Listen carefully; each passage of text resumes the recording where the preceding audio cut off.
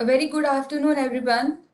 Thanks for joining here in this interactive thematic exchange program.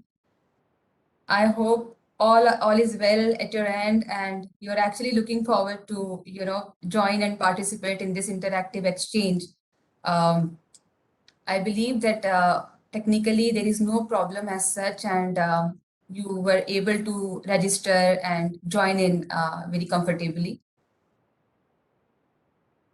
All right. So, without wasting any further time, let me just formally welcome you all to this climate dialogue series. We are already joined by our esteemed panelists now. We have with us Ms. Ruchika Daral, Deputy Secretary Climate Change, Minister of Environment, Forest and Climate Change.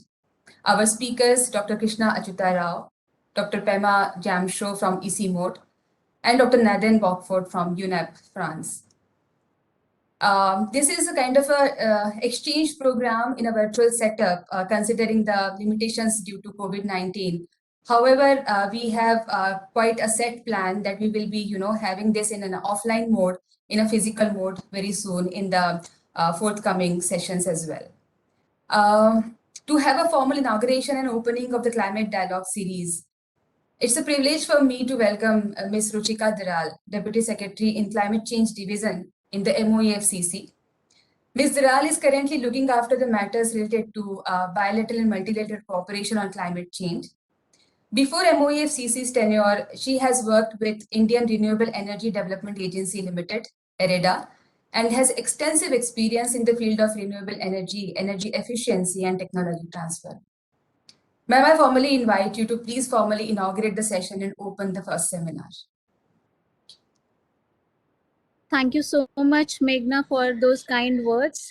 Very good afternoon to everyone who has joined us today. I represent the Ministry of Environment, Forest and Climate Change and welcome you all on behalf of the Ministry to this Climate Dialogue Series 2022 India. We all know that climate change has already been recognized as one of the key global and national challenges by the Government of India and the community across the world. It has been evident in form of the commitments that we have made in the international platforms and also the domestic or the national targets that we have set for ourselves in the form of Paris Agreement or the recent announcements made at COP26. We have tried to implement the talk that we are making through our national action plan on climate change, and these national action plans on climate change have actually trickled down to the state level through state action plans on climate change, and these are some of the ways we are trying to meet our nationally determined contributions.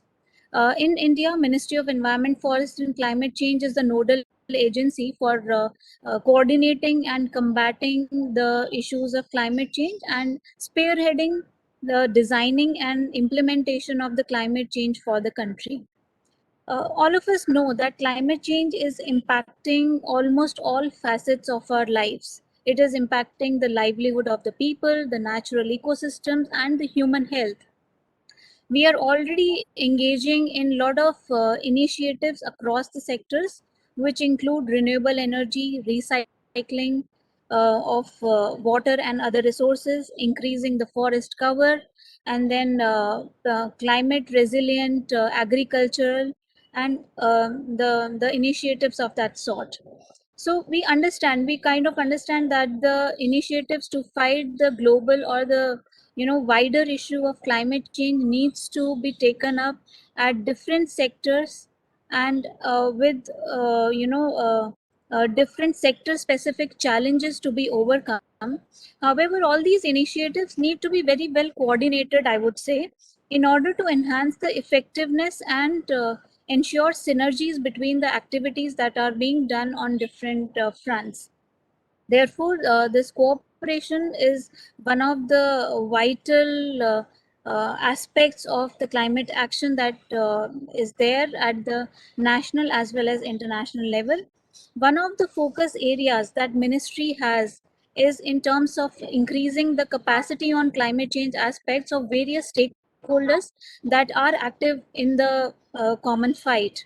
And there has been a continued emphasis on developing systematic and scientific understanding of climate change aspects. In light of this only, the ministry and GIZ are jointly conducting this dialogue series under the Indo-German Bilateral Cooperation Project on supporting institutionalization of capacities on climate change studies and actions. Chase India and AVNV are the policy communication partners for the series. This dialogue series basically aims to enhance the understanding of the climate change practitioners concerning the various nuances of climate science, policy, and practice. The prime purpose of this series is to start a conversation that would facilitate the exchange of the knowledge and also promote research in various sectors. So the topic of this first event that we have today is mainstreaming climate science in global and local discourse.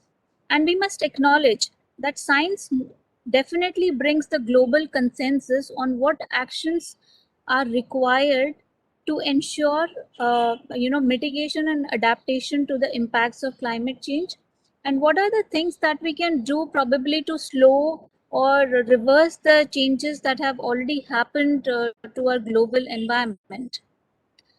Before we begin this interesting conversation, I would like to welcome and thank our eminent speakers for joining us today, starting with Professor Krishna Achyuta Rao, who's head of Center for Atmospheric Sciences at IIT Delhi, Dr. Prema Yamso, Director General with ICI MOD Lalitpur, Nepal, and Mr. Nathan Parnell, Scientific Affairs Coordinator at Climate and Clean Air Coalition with United Nations Environmental Program in Paris. I would also like to thank the moderator for the event, Dr. Dhanashri Jayaram, Assistant Professor, Mahe, Karnataka. I extend my heartfelt thank you to all the speakers, the eminent speakers that have joined us, and also the moderator. I would also want to thank GIZ India for co-designing and co-developing this event with the ministry. It is also important to thank Chase India and AVNV, the policy research and communication partner, for formalizing this event into a reality. I would also take this opportunity to thank all the participants for joining this event and would request you to please engage yourself freely into the discussions, share your experiences, and just start the conversation. This is an excellent opportunity to share ideas, experiences from different sectors, and without active participation from all the participants, this event can never be a success. So, very, I would just request everyone to be as active as possible, and let us try to learn from each other. Everyone has their own skill set. However, in order to be able to be successful in this global fight of climate change, we need to have coordinated activities and learn from each other. I would also encourage all the participants to visit the India Climate Change Knowledge Portal. This portal is a single point information source on climate action, and I hope that it will be useful to you in some form or the other. With this brief intervention, I'll stop here and I formally declare this event open. Thank you so much for participating and making this event a successful one. And we look forward to having some important and useful deliberations over the next 2 hours. Thank you, everyone. Over to you, Meghna. Thank you so much, ma'am. I mean, we know that you have a hectic schedule and a lot of other meetings are lined up. And in fact, you have taken out time from your ongoing conference as well, and you are speaking from there. So thank you so much for your kind words and a formal launch of this climate dialogue series. And we hope in the coming months, we will be definitely reflecting on some of those emerging areas and potential topics. And we'll be having a very interactive exchange here in this forum. Already the context has been set by Ms. Daral, and just to add few words and just to concretize this entire contextual framework of today's seminar. Ms. Daral has already said that climate change has been recognized by Government of India and has been evident in the National Action Plan on Climate Change, State Action Plan on Climate Change, and also through our nationally determined contributions. We all know that the international response to climate change is in the form of a UN Framework Convention on Climate Change, known as UNFCCC, Global Climate Regime. And parallel to this, there is this Intergovernmental Panel on Climate Change, IPCC, which was created to provide policymakers with regular scientific assessment on climate change, its implications, its potential future risks, and as well as to put forward some adaptation and mitigation options. It is a need of the hour to strengthen the understanding on climate change, the evaluation of climate policy landscape, the state of scientific, technical, and socio-economic knowledge, impacts, and put some light on those options for reducing the rate at which climate change is taking place. So considering all these aspects, basically we designed this today's session on climate science as a first session where we would like to unpack the science of climate change, the human-induced aspects of climate change, and the Indian, Southeast Asian, and global perspectives on mainstream climate science for better planning and decision-making process. As I already introduced and Ms. Daral has already reflected, in today's session, we have eminent scientists and speakers, Dr. Krishna Achyuta Rao from IIT Delhi, Dr. Pema Gyamcho from the International Center for Integrated Mountain Development, EC Mode, and Mr. Nathan Buckford from the Climate and Clean Air Coalition from UNEP, Paris. Now, let me also introduce you all with our moderator for the session, Dr. Dhanashree Jairam, a research fellow at Center Mark Bloch and a guest researcher at University of Berlin. She's an assistant professor, Department of Geopolitics and International Relations, and a co-coordinator, Center for Climate Studies in Manipal Academy of Higher Education. Her primary field of interest include climate politics and diplomacy, environmental security and military, regional environmental policy in Asia, and environmental peace building. So with these contextual lines, I would just hand over the entire floor to Dhanashree to take us with the session ahead. Thank you. Thank you so much, Meghna, for that introduction, and also to the MOEFCC representative who gave the context to the entire seminar in a beautiful way. That just makes my job easier as well. So welcome one and all to the first webinar here. As mentioned, it's on mainstreaming climate science in global and local discourse. And as Ms. Dral also mentioned, it's very important that we start from scratch. We look at how climate science needs to be mainstreamed for policies to work, and how we need to reach consensus on issues concerning climate change policy. As she mentioned, climate science is central to consensus on global action on climate change. So it's very important that we start talking about these issues in a more elaborate way, and also having deliberations on how to make this easier, because even though we have advanced in terms of climate science, but then yet there is a gap in terms of integrating climate science into policies and strategies that countries and regions and even the international organizations, how they frame their policies. So without much ado, let me introduce the three eminent speakers that we have here. And after that, we will start with the sessions. And as mentioned by Meghna, we are going to keep it very interactive. So we want to also hear the participants' views on various issues. We also have polls towards the end to understand perspectives of the participants on how they view climate science, or whether they engage with climate science, and so on and so forth.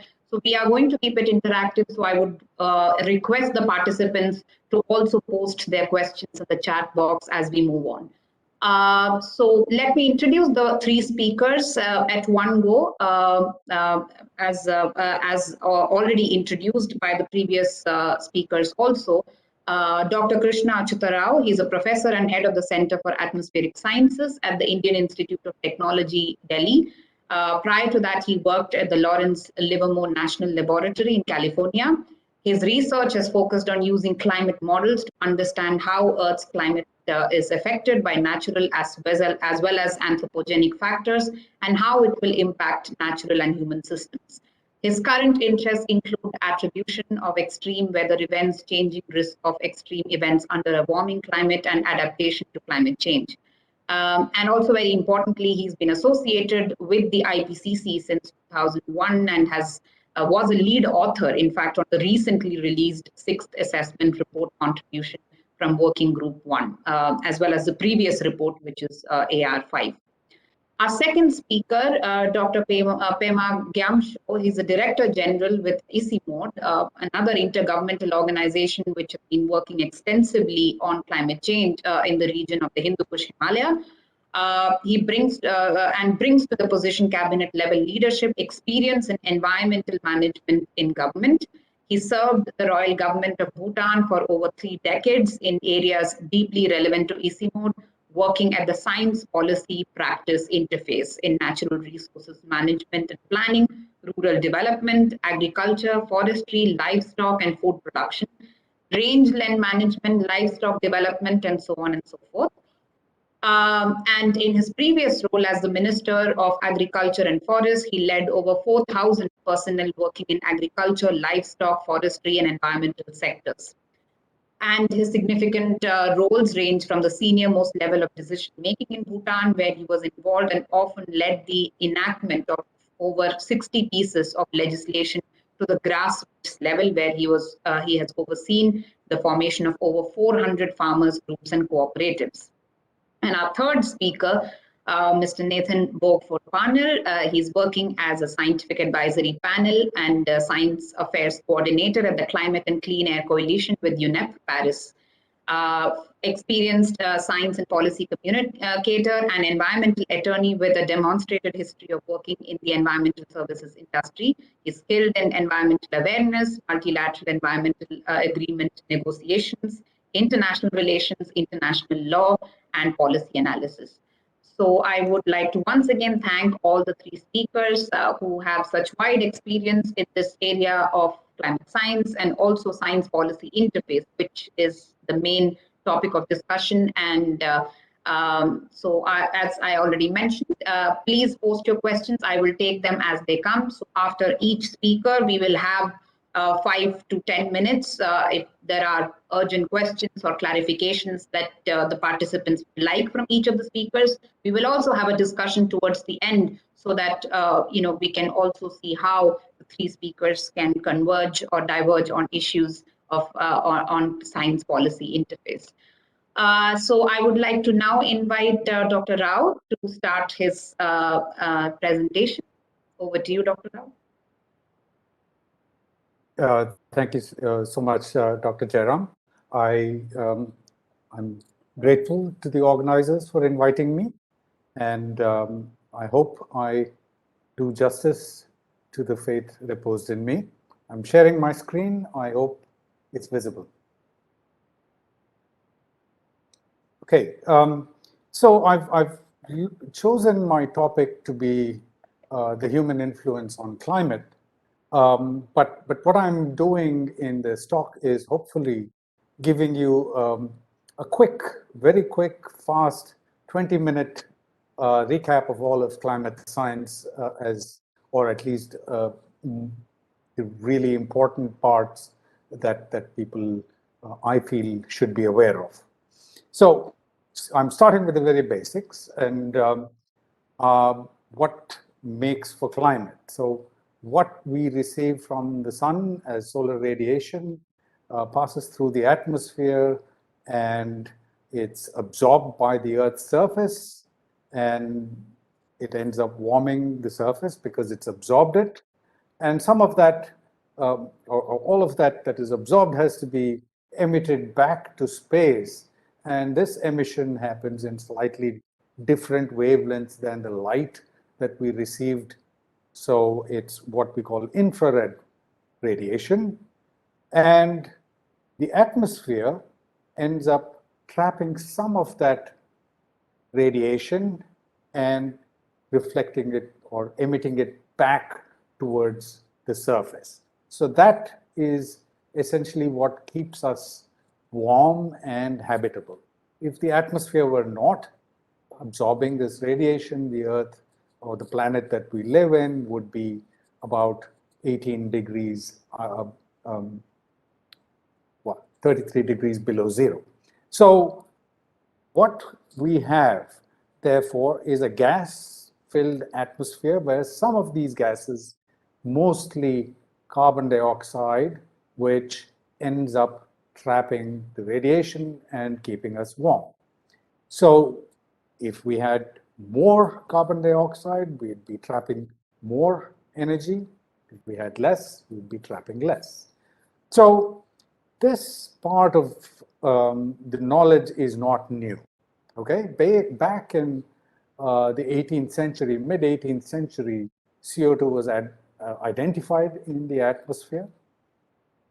And beginning in the early 1800s, scientists such as Joseph Fourier and others understood that gases in the atmosphere might trap the heat received from the sun.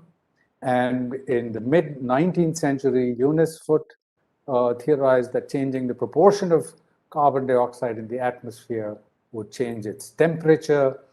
And later that same decade, John Tyndall suggested that water vapor, CO2, and a few other gases produce all the mutations of climate which the researchers of geologists reveal.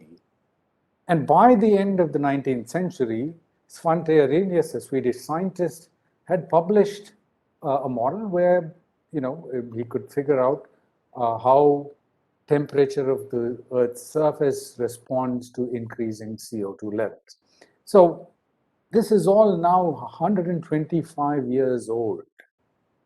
There's even more modern physics in your mobile phone than in climate science. So climate science is actually not esoteric science. This is very, very basic physics that is at play. So knowing that there's all this identification of CO2 and other gases, let's see what has happened with CO2 since we have measured it. So if we take the pre-industrial as the center of this circle, you can see over time since 1958, when these measurements, routine measurements of CO2 concentration started, you can see how year after year, the concentrations of CO2 have been increasing. From the pre-industrial times of about 280 parts per million of CO2 back in the 18th century to now, and this figure ends in 2017, but now we're another 10 parts per million higher than what it was in 2017.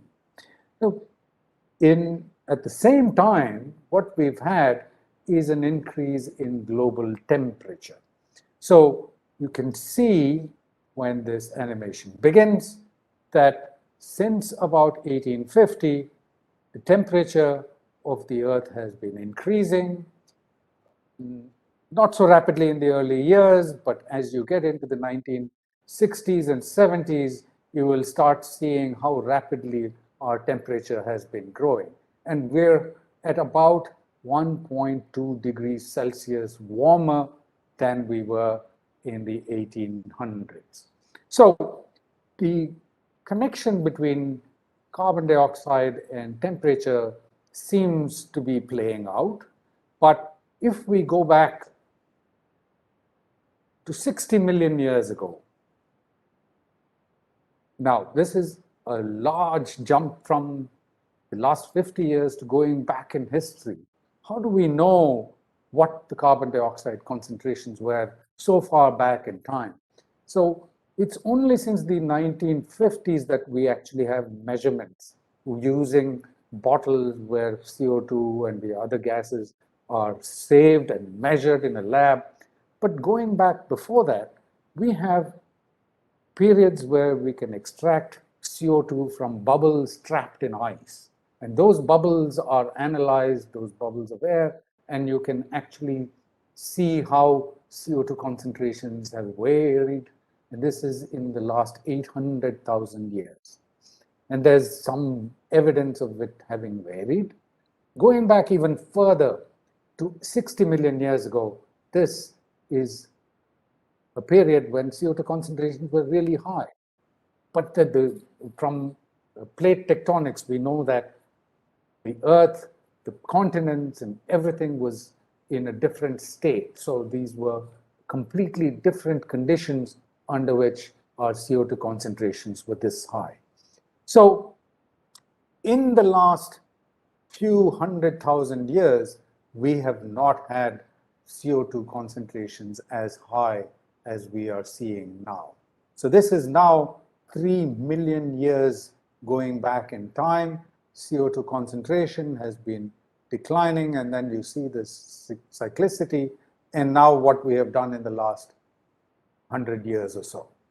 At the same time, the temperature going back 3 million years, again deduced from various proxy measurements, things like oxygen isotope ratios and other deposits of carbonates and stable isotopes. And scientists have a way of discerning what the temperature was. So if you can see, the temperature and the carbon dioxide seem to be following in step. And you can see that this recent increase in temperature here. Now let's zoom in on, let's say, the last 800,000 years, this last portion of the graph. And you can see that there were these oscillations, each of them about 100,000 years long, when not only did the CO2 increase and decrease, but the temperature increased and decreased. So the blue line is the temperature, the orange line being the CO2 concentration. And you can see here in the last few years how much the carbon dioxide concentration has increased. While this increase took 20,000 years, we've done more than that in the last 100 years here. So this enormous increase in CO2 concentrations is the one that's going to create the temperature change. And if we keep increasing CO2, it is going to keep increasing the temperature. So that's our climate change problem. Whereas up to this point, this is all stuff that happens naturally, and you went from ice ages when the temperature was low to what are called interglacials when the temperature was warm. These natural oscillations took long periods of time, about 100,000 years, as I mentioned, whereas what we are doing is a much more rapid increase in CO2 and temperature. Just to zoom in on just the last 10,000 years in sort of history that we might be familiar with, you can see that the temperature sort of oscillated, plus or minus a half a degree, whereas what we are doing now is taking us into a path that is going to be 3-4 degrees above. In this is a small period here between 4,000 to 5,000 years ago, when the Indus Valley civilization that is famous around in our part of the world existed. Just this period. And then when the temperature changed is when the monsoons shifted, and you ended up in a situation where the large urban settlements that are shown in the orange dots here collapsed, and you ended up with a phase of the Indus Valley civilization where it was more scattered, shifted, and did not urbanize like in the earlier part of the Indus Valley civilization. So this is something that happened over a period of about 1,000 years or so. So even in our history, there is evidence of climate change, although it occurred naturally, but it was sufficient or devastating enough to shift civilizations. So in the last couple of thousand years, if we look at our temperature, What we know from before 1850 is not measured with thermometers, but it is known from proxy or reconstructions using coral shells and things like that. What we have is an increased temperature that is unmistakable. And we're using climate models and simulations where we can say, oh, let's see what the human influence was, but let's see what the influence of natural factors are. We can separate out the parts that are naturally occurring changes. So in the right-hand figure, the black line is what our observed temperatures are. If we only accounted for natural changes occurring, like the sun or volcanoes erupting, what we would have experienced was just a flat line with occasional dips and increases, these dips from volcanic eruptions. But the moment you add the human contribution to the natural, then what we end up with is the brown line, which closely matches the observed temperature change. One cannot explain the observed temperature change without also including the role of human beings. So we've been able to quantify these contributions of human beings and other factors. So what is in the gray bar is the observed warming, like I said, about 1.2 degrees Celsius.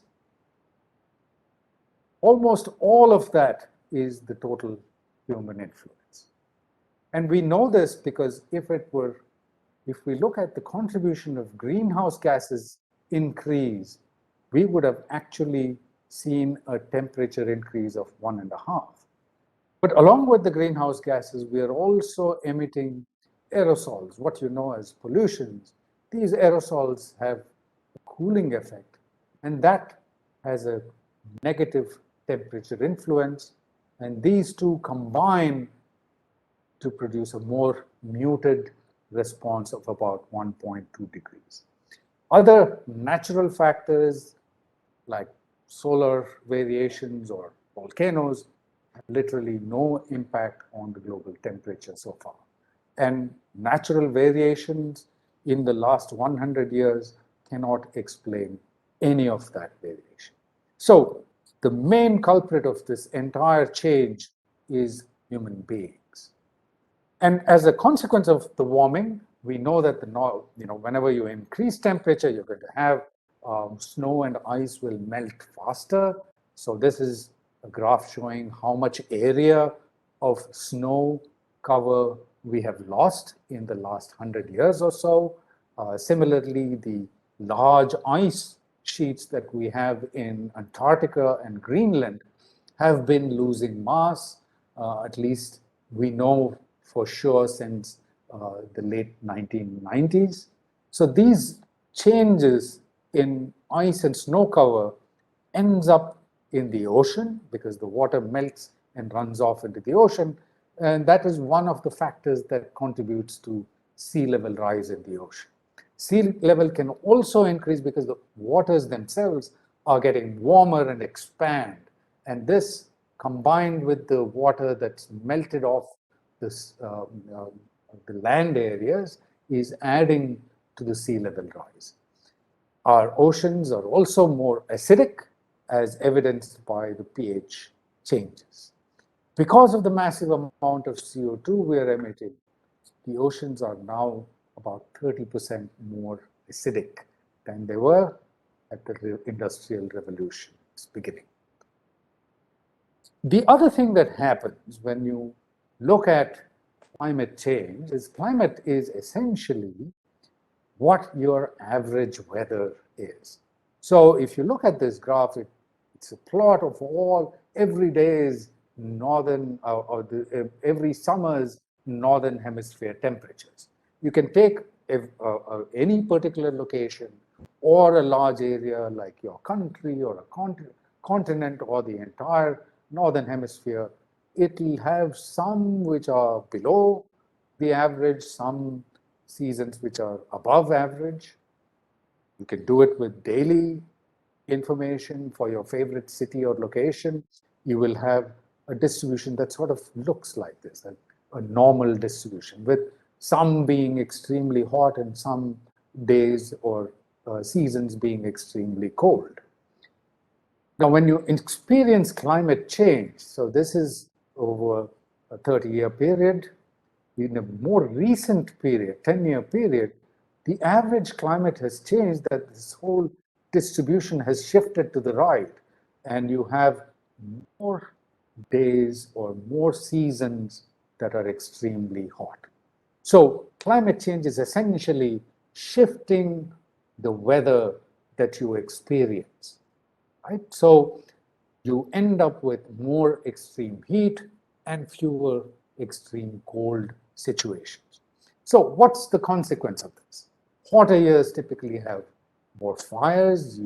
You've seen in the last few years the devastating fires in Greece and Australia and many other locations, including North America. And these extreme heat events happen to be increasing in every part of the world. So this is a stylized world map with each hexagon representing your favorite region of the world. And here we are in South Asia. This hexagon shows a reddish color, which indicates that heat extremes have increased here, and also the number of dots here indicating to us that we are very sure, very confident, highly confident that it is because of human contribution to climate change. When you have warmer air, you also hold more water vapor, and every 1 degree centigrade increase in the temperature, the atmosphere can hold 7% more water vapor. What this means is whenever you have a rainfall, a downpour, they get bigger. And these are being felt. This is flooding in Maharashtra last monsoon, and we also had one of the strongest cyclones, because all that water vapor in the air is a fuel to the cyclones, and this ended up creating one of the strongest cyclones to ever make landfall on the west coast of India. So these are going to become more frequent. And the extreme rainfall, again, you can see the various parts of the world where the green hexagons are, where we know that heavy rainfall is increasing, and it is because of human contribution. Now, rainfall is a trickier piece to understand. That's why the confidence is not very high. But when you increase CO2 concentrations or other greenhouse gases further, all of this that we have seen, all of the observed changes that we have seen will get worse. So the task for us is to see how we can limit climate change. And for that, one of the scientific findings that we have in the last 10 years is that the global mean temperature change that we experience is a linear function of the cumulative emissions that we have of CO2 that we've emitted so far since 1850. So you can make out that if you drew a straight line here, you could keep reading off the temperature. So let's see what we've done. So this is up to 2020. This is how much we've emitted, and therefore we've ended up at about 1.2 degrees centigrade change. Now we have the Paris Agreement, where we have an aspirational target of 1.5, which means we only have this much carbon space left.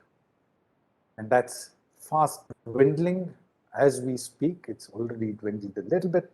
And if we have a 2 degree C upper limit, worst case change, that's how much we need to restrict our emissions to.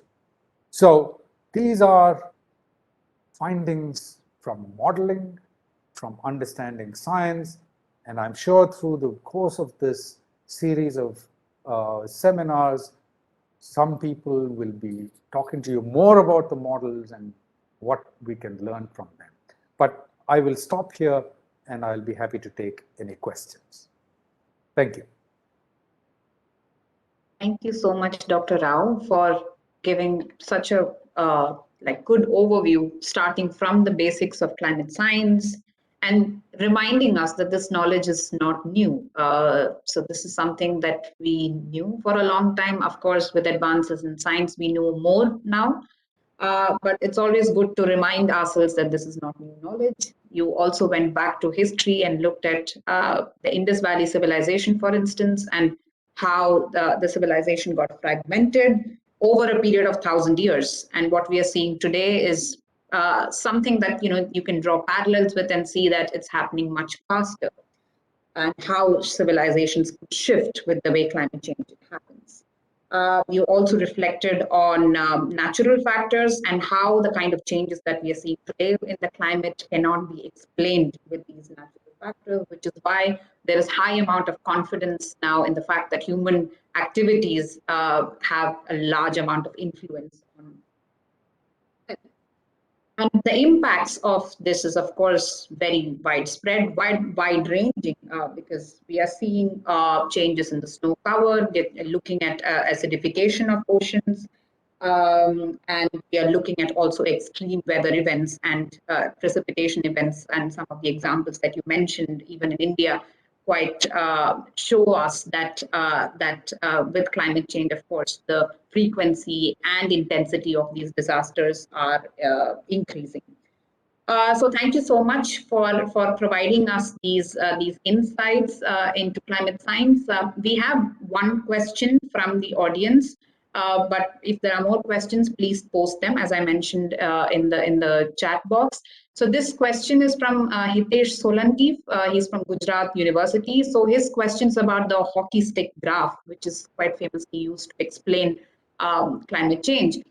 And he would like to know what will be the projections in this graph in the next few decades. I know it's not easy to answer this, but if you have some insights into how would it look like, how would this graph look like in the future?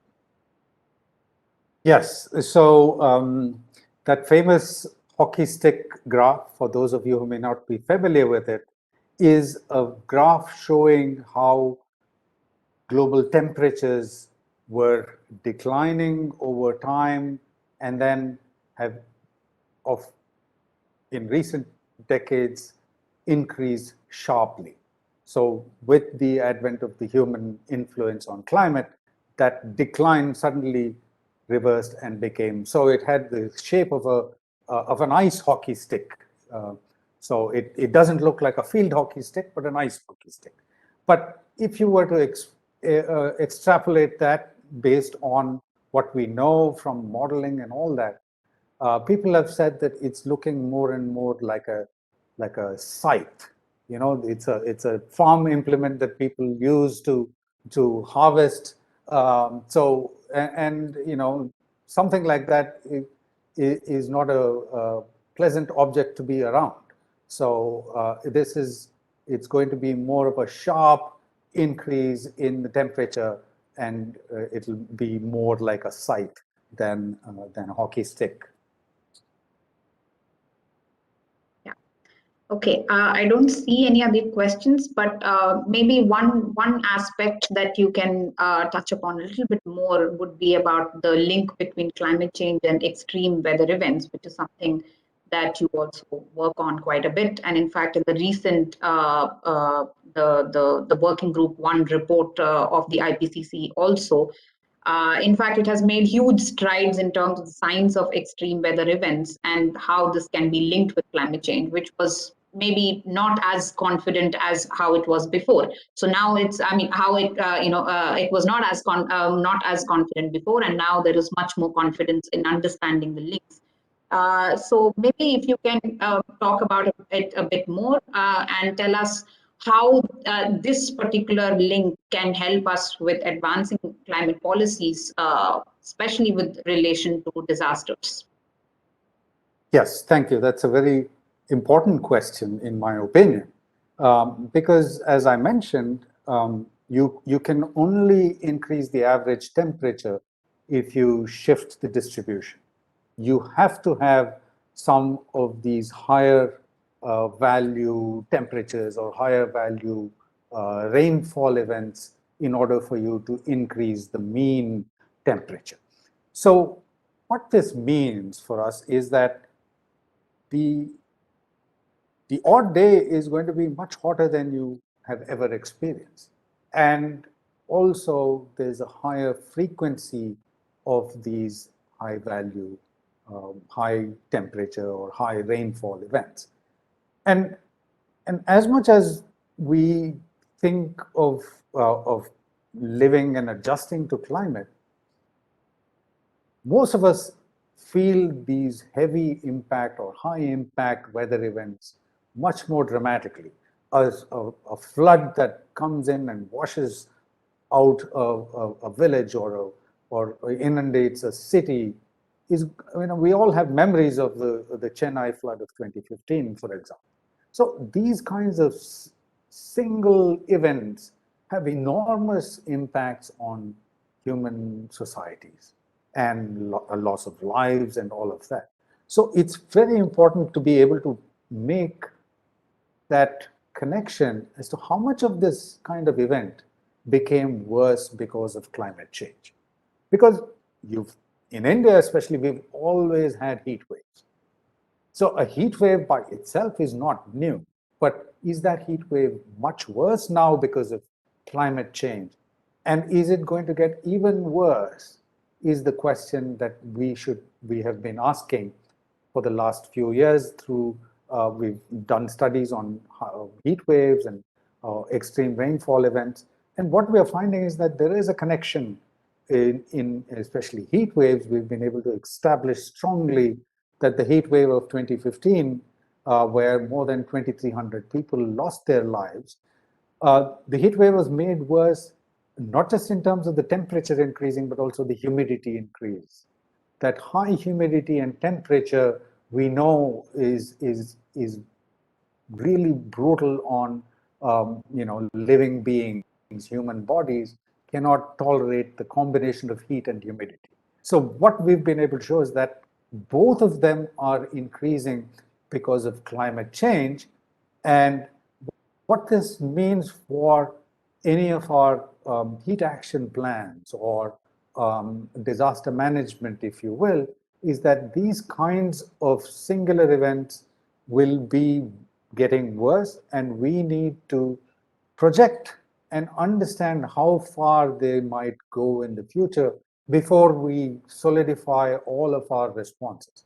Now, a heat action plan could potentially be easy to change, but if you're building infrastructure for water resources, for example, and you've not accounted for this increased heavy downpour events, that will have a huge impact on the infrastructure that you thought would last 30, 50 years, but it got washed away in the first couple of years because it was not designed well. So it has enormous implications for policy of adaptation and and also in understanding the value of mitigation here. Thank you. There's one more question, last question for the session, and then we'll move on to the next speaker. This is from Dr. Rajesh Joshi. He speaks about how temperature is also controlled by water vapor. So he would like to know, how does water vapor regulate or controlled elevation dependent warming or shallow temperature lapse rates, particularly in the Himalayas? I'm sorry, I couldn't hear last bit of your question. If you could repeat that. Yeah. So he would like to know, how does water vapor regulate or control elevation dependent warming or shallow temperature lapse rates, particularly in the Himalayas? Okay, so this could get very technical, so I don't want to do that. I'm happy to answer the question offline, but for the benefit of the audience, what I'll say is that whenever you increase the water vapor within the troposphere, water vapor is also a greenhouse gas. It's in fact a stronger greenhouse gas than the carbon dioxide itself. So what this means is that you are now able to trap heat more efficiently. And also, due to various reasons, the larger amount of warming happens not at the surface, but a little higher up in the atmosphere. So this is due to a particular feedback in the system called lapse rate feedback. So you have more warming in the mid to upper troposphere, especially in the tropics. So this, what this means is that you expect higher elevations to warm sooner, and that's what is meant by elevation dependent warming. And one of the consequences also of having higher water vapor is that you end up with, and if the temperature is higher, your rainfall may change from, or your precipitation may change from what would have been a snowfall to a liquid or wet rainfall. So, which again is devastating for mountain regions which typically would have received snowfall to suddenly get rainfall. And so there are various other consequences of this, including the height of the clouds, which can again end up affecting higher elevation warming. But that would be a whole lecture on its own. So I'll stop here. Thank you. Thank you so much, Dr. Rao, for also translating these terminologies for larger audience as well. It's very important that communication of climate science is something that is simplified so that everybody also understands these jargons and terminologies which are used very often in climate science. So we will come back to you in the end with more questions from the audience, but for now we will move on to the next speaker, Dr. Kyamcho. It's over to you now. Thank you very much, Dr. Jairam. Just give me a second to share the screen.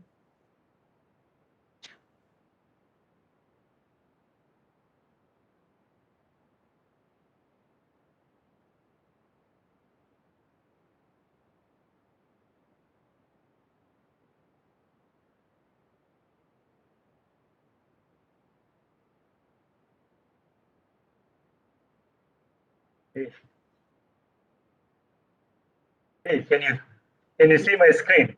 Yes, it's visible. Yes. Well, after that fantastic talk on climate and climate science from Professor Rao, I'm going to be talking on behalf of the scientists at ICIMOD. So I don't have any claim to, being a climate scientist, but I learned a lot. Thank you very much, Dr. Rao. And thank you to all the organizers, the Ministry of Environment, Forest and Climate Change, and GIZ for inviting ICIMOD to this very interesting climate dialogue. Now, shoot, it's going down. Right. So I'm going to be talking a little bit about ICIMOD and the Hindu Kush Himalayan region, then what ICIMOD does in terms of knowledge generation and networking, and particularly in relation to climate science and action research to address climate change in the Hindu Kush Himalaya, and then what we are planning to do in the coming years. So I'm sure many of you are already familiar with ICIMOD, the International Center for Integrated Mountain Development. It is a regional intergovernmental knowledge learning, sharing, and enabling center dedicated to the mountains of the Hindu Kush Himalayan region. So covering 8 member countries from Afghanistan to Myanmar. So I will not, I think everybody knows their member countries. So geographically speaking, this is the physical feature of the Hindu Kush Himalayan region. It's the highest elevation area on the globe. But what I would like you to note is that this region is a global asset for food, energy, water, carbon cultural and biological diversity. And I would like to elaborate this a little further by saying that the HKH region is also known as the third pole or the water towers of Asia, because it is, I think, the source of 10 major Asian river systems, has got the largest reserve of ice outside the polar region. And of course, it also has four global biodiversity hotspots and very diverse cultures and languages and so on. Of course, the most important thing is that it is home to around 240 million people living within the mountains and another 1.6 billion living downstream who depend on the ecosystem services, particularly water for energy and food production. So you can easily say that close to 35% of the population of the world depend on the ecosystem services from this region. So the bottom line is what happens here at the mountains affects directly 1/4 of humanity, and that we consider it as the pulse of the planet. The mountains, the Himalayas, the Hindu Kush, the Karakorums are good indicators of the health of the planet. So how does ICIMOD function? ICIMOD is not a research organization. ICIMOD is also not a university and not a development agency. But what we do is we source knowledge from different sources, package them, and try to link science to policy and practice. You can say that ICIMOD is a bridging science to policy and practice, and of course, again bringing, the problems, the issues to science for further research and so on. So this is where we operate at the interface between science, policy, and practice. So how do we do that? We have a network of partners, which consists of universities, which consists of government agencies and research organizations, and we have two networks housed within ICIMOD. One is the Himalayan University Consortium. We have more than 90 members, and through this network, we also source knowledge. We also conduct some applied research, and we also have the South Asian Network for Development and Environmental Economics, where we try to groom young scientists to conduct research on environmental issues, on economic issues, on environmental and economical interface issues. So this is how we gather our knowledge. And as I mentioned, from secondary sources, we collect the information, the findings, and try to compile them, consolidate them, and share. So one example is, of course, sourcing the information like Professor Rao has shared, the IPCC reports, the 5th and 6th assessment, and ICIMOD's own Hindu Kush Himalayan assessment report. I will explain a little bit more on the second one.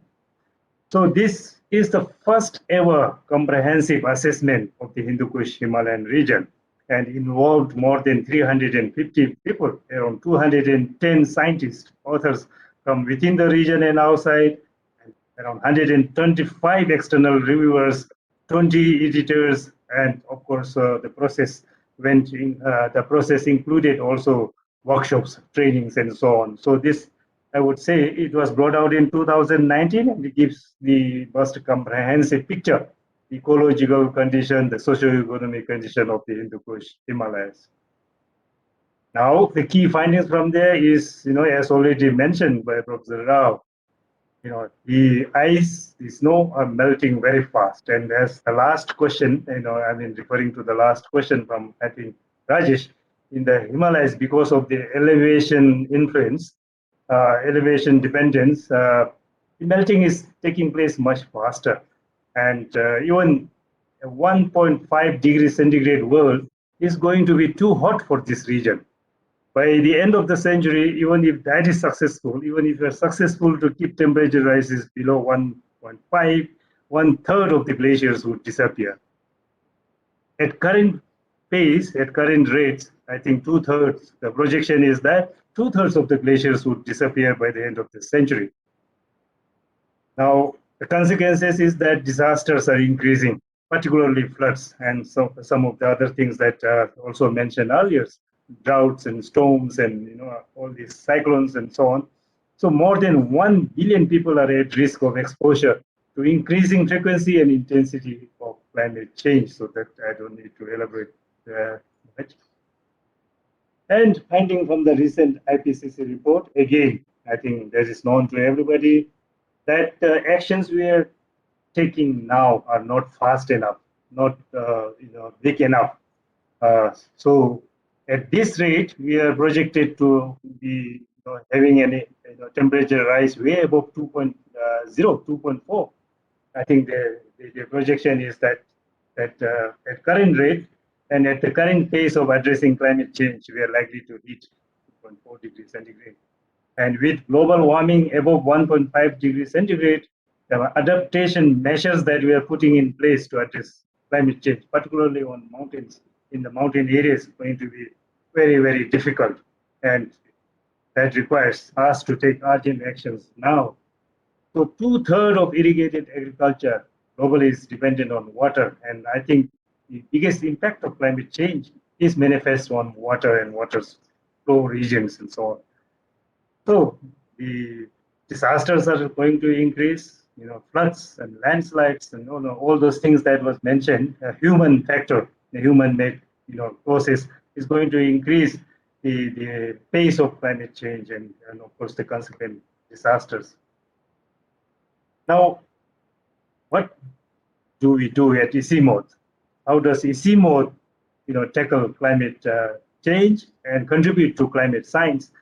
We are working with our partners on cryosphere, that is on the snow cover, glaciers, glacier lakes, etc., on hydrology, on river springs, water flow regimes, on the meteorology, air temperature, rainfall, etc. Air quality, I think, is one of the main factors contributing to warming. We are also working on biodiversity and ecosystems and also impact on livelihoods. On cryosphere, we are looking at the glacier snow cover as well as permafrost, and also looking at the source of water and water flow regimes.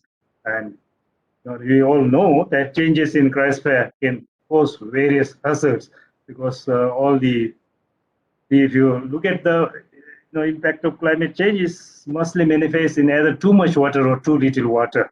And then when the lakes at the source, glacial lakes, the moraines break, we have bluff, glacial lake, outburst floods, and so on. So ECMOD has a number of initiatives, including glacier mapping and inventory, and monitoring trends in glacier change, and also looking at glacial lakes, inventorying them, and identification of potentially dangerous lakes. So we are supporting our member countries in conducting not only the studies on them through remote sensing technologies, but also in ground truthing through selection of pilot sites. We are working in Afghanistan, Bhutan, Nepal, and China. We are also supporting our member countries in terms of capacity building and in terms of sharing our knowledge, the science on cryosphere through this portal called CryoHub.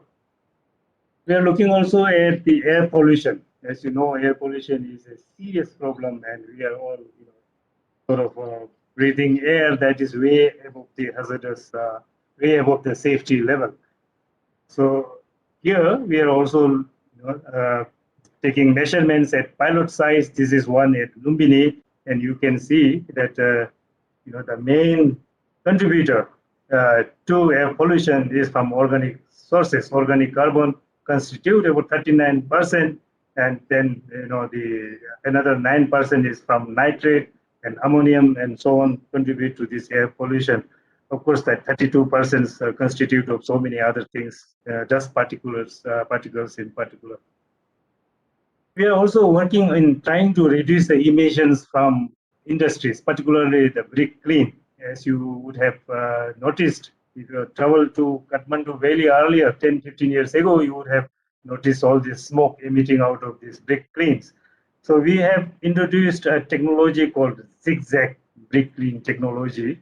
And through this, we are able to reduce carbon emissions, black carbon emissions in particular, by around 60% per factory, and dust particle emissions by 40%, and carbon CO2 by around 14%. So the impact is tremendous.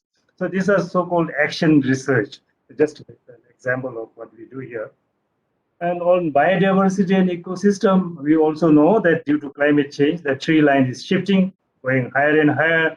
The movement of species are happening from lower area to higher areas, and the phenology of plants, flowering plants are changing. Plants are flowering earlier and also fruiting earlier. So, plants which grow in the temperate area are no more as productive as they used to be in the past.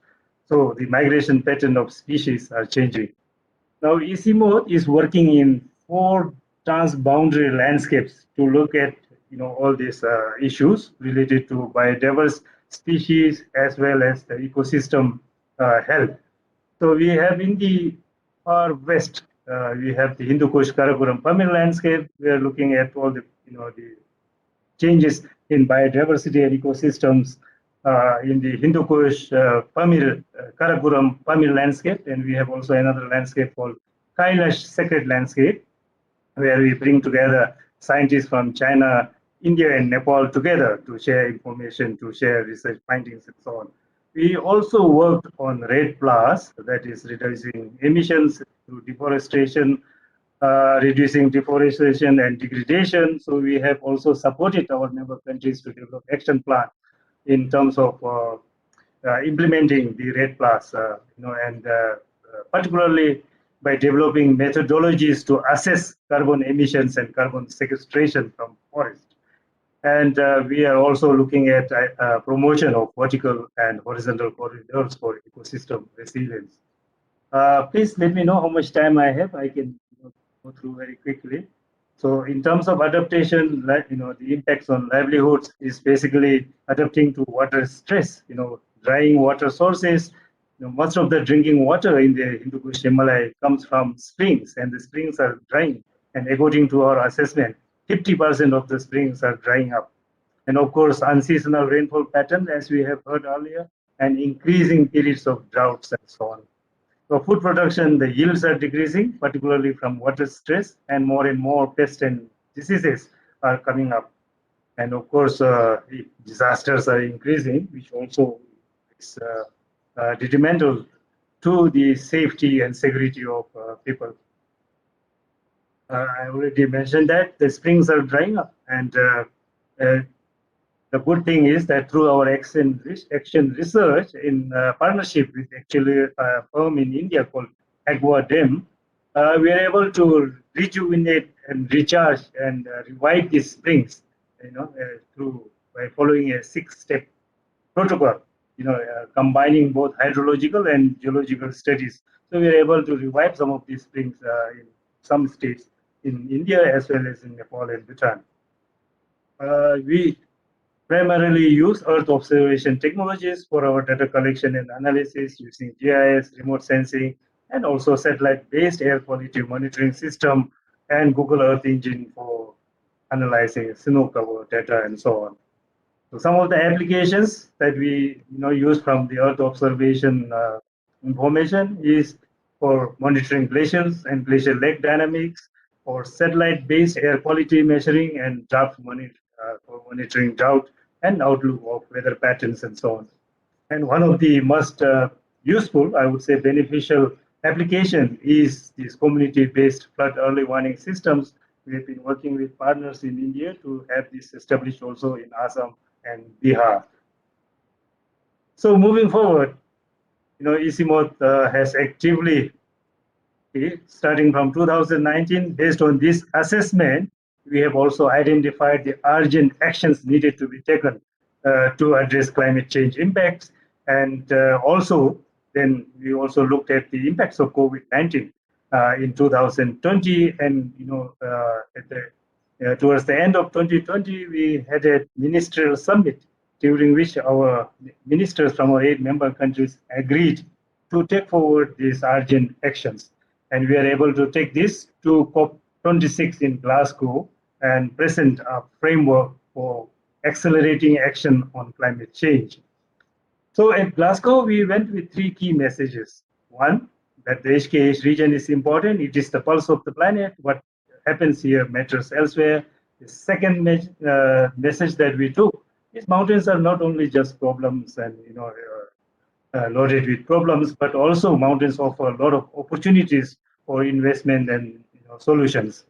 The third message is to use the power of eight, that is, the 8 regional member countries, enhance regional cooperation, because most of the issues that we are trying to address are transboundary in nature. Air pollution, for example, doesn't stop at national boundaries or national borders. So it's cross-cutting and needs regional cooperation. So going forward to COP27, we would like to get an endorsement and approval from our regional member countries to move towards a more resilient and prosperous Hindu-Kush Himalayan region by 2030 through carbon neutral mountain development and through development of resilient mountain enterprises, mountain infrastructures, and adopting nature-based solutions. But all of this depends on investment. So we are also looking at inclusive and climate responsive financial landscape. So this is it from me, a broad overview of what ICIMOD is doing. And so as I mentioned at the beginning of my talk, I am speaking on behalf of the scientists here. And as we go forward with this dialogue, perhaps our scientists could then come in and dive deeper into some of these issues. Thank you very much, Dr. Jairam. Over to you. Thank you so much, Dr. Gyamsho. So after listening to an insightful talk by Dr. Rao on the climate science aspects, now we heard from Dr. Gyamsho as to how science is used to implement projects and programs and initiatives on the ground. And how does science really translate into policy and practice, and something that ICIMOD works at the intersection of science and policy. So it's very important that we have these organizations to translate science into policy. So we have one question for Dr. Gyamsho, and maybe more questions will show up. But this question is about data, and this comes from Dr. Moiza Ashraf. This question actually can be for anyone in the panel, but maybe we can put it up later on as well. But something that is specific to the Hindu-Kush Himalaya region as such. Is there enough data, first of all, to understand climate change impacts and also to help build policies on climate change? Is this data enough, or do we need more data? How do we create or generate more data? And also knowledge that you mentioned, knowledge production is something that is very important in this respect. And how will that then help state and institutions, all the countries that you mentioned in the region, also institutions, to work towards better adaptation, resilience, mitigation, and so on and so forth? To be very precise, we don't have enough data. And ICIMOD, as I said in the beginning, we don't collect our own, don't have the capacity or the means to collect primary data. And so we work through partners, like in India, the Ministry of Environment, Forest and Climate Change is our nodal ministry. So we work through them and through other institutions, and then we source the data and information from this institution. So that is one of the key areas that we need support, collection of data and information. And then when it comes to transboundary issues, again, it is even more difficult. And I think everybody is aware of how difficult it is to get data on a specific area like rice fair, and particularly disaggregated data specific to the mountains or a specific area. So these are some of the issues that we need to tackle, particularly when we talk about climate change, because climate change is not something that stops at one's political boundaries or borders. I think it is regional, it is global. So we need, aggregated, disaggregated data at different levels to be able to address many of the issues we are talking about. I'll stop here. Thank you very much. Thank you so much. So another, something that caught my attention towards the end when you mentioned something that happens in the Hindu-Kush Himalaya region, it's relevant to the whole world. You're talking about 1/4 of the humanity that is going to be affected by any change that happens in this region. You also talked about several initiatives, by ICIMOD in respect to adaptation, resilience, disaster preparedness, biodiversity and ecosystems, livelihoods, a whole lot of issues on which that you have made, you have taken several steps. I was just wondering, since you've been successful in bottom-up, local, community-driven initiatives, maybe you can talk to us a little bit more about how, empowering local governments and communities is so important to climate governance, whether it is at the regional level or, even at the national level, say in individual countries of the Hindu Kush Himalaya region. So this bottom-up local community-driven initiatives, how do you empower them more? And what is the kind of strategy that AC Mode uses in terms of this approach? Thank you very much. I can go on talking for 1 hour or more on this. But just to give you an example of, of course, we work with communities. So as I said, ECMOD is not a development agency per se as well. So what we do is we pilot, test, and demonstrate. And then the upscaling is left up to the local governments as well as provincial governments and national governments, of course. So that is our modus operandi. So we demonstrate at a local site, and the action plan has to be tried out at the local level. So in Nepal, we have also pilot villages where we try out different ways of coping with climate stress, particularly water stress. So we are working with the communities to revive some of the drying springs to bring back water to these springs. So what we call the spring shed revival program, and then how to use this water more efficiently. So looking at drip irrigations, looking at having, sort of insect repellents and attractants and so on. So various, of course, the species of crops and so on. So we are looking at different ways of coping at the local level in terms of agriculture, and also bringing water. Now, if you look at places in northern Pakistan, in Gilgit and so on, because of the retreating glaciers, the source of the irrigation canal, the water source is much lower than the fields now.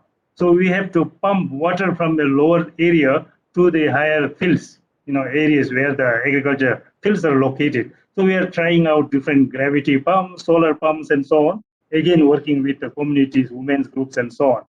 Now, transboundary, one example is the Koshi River Basin. There we are trying to bring in, again, local governments and communities from both Nepal and India to work together to set up these community-based flood early warning systems. And I think this has been very successful, and it has even won an award in 2014. And this is being also now promoted in Bihar and Assam, where such disasters occur very frequently. Now, talk about biodiversity conservation. Talk about tiger, the iconic species, Royal Bengal tiger. It doesn't stop at the geographical boundaries or political boundaries. So, if you talk about Bhutan and India, the tigers move way up to more than 3,000 meters now, and then of course move down to below, to the foothills and so on. So unless we have coherent policies, unless there is cooperation, we are not going to be able to protect tigers. So that is why this landscape approach to ecosystem management and biodiversity conservation are very, very essential. I will stop here. Thank you very much. Thank you so much, Dr. Gyamshu. So thank you for also raising the importance of regional cooperation and the landscape approach, because all these ecosystems that we're talking about, they do not recognize political boundaries. So we obviously need to have a much multi-scalar approach towards these issues. So we will take more questions in the end, as I mentioned. We will now move on to our next speaker, Nathan. Nathan Borgford Parnell. And one of the issues that the previous speaker also mentioned was about air pollution and regional issues related to air pollution. And Nathan is also going to touch upon some of these issues on a much broader scale, and what does this mean for policies and climate science at large. So over to you, Nathan, now. Yes, thank you. Can you see me and my presentation and hear me as well? Yes. Perfect. Do I still have half an hour, or do I need to? go. 20 minutes. That's Yeah, 20 yeah. minutes, and then we have Q&A after that. Yeah. Great. So thank you very much. I'm really honored to be here for have been invited to speak this first dialogue. It's been an honor to be on and listen to the previous esteemed speakers give their presentations. My task here today is to give something of a global overview of the ways that global climate science has changed and is changing, and how it's being communicated, and what that means for mainstreaming climate science into global and local discourse, particularly for UNEP and the Climate and Clean Air Coalition, which is hosted by UNEP in Paris. So that didn't work. There we go. First slide. Did that move for you? Yes. Okay. Thank you. So I'm gonna start not too far in the past. Just a quick jump back to 2014 to the launch of the 5th assessment report of the IPCC. The 6th assessment report has just been published. The 1st and the 3rd report just came out. Or the working group 3 report of the 6th assessment just came out.